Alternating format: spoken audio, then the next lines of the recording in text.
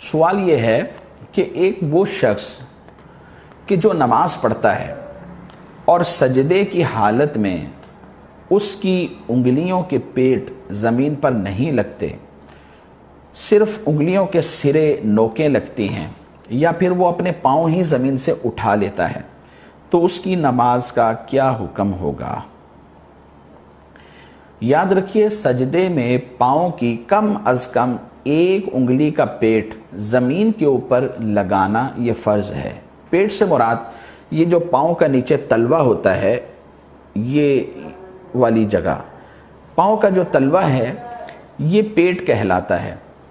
ایک انگلی کا کم از کم پیٹ اس طرح قبلہ کی طرف مڑ کر لگ جانا یہ فرض ہے، اور ہر پاؤں کی اکثر انگلیاں یعنی تین انگلیوں کا پیٹ زمین پر سجدے کی حالت میں لگنا یہ واجب ہے، اور 10 انگلیاں مڑ کر قبلہ رخ ہو جائیں اور 10 کا پیٹ زمین پر لگ جائے تو یہ سنت ہے۔ اور اگر بغیر کسی عذر شرعی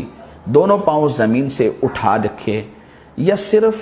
انگلیوں کے سرے زمین کے اوپر لگے ہیں، یعنی یہ نوکیں لگی ہیں، پیٹ مڑ کر نہیں لگا، اور کسی ایک بھی انگلی کا پیٹ زمین پر نہ لگا ہو، تو اس صورت میں نماز نہیں ہوتی۔ اور اگر ایک یا 2 انگلیوں کا پیٹ زمین پر لگا ہے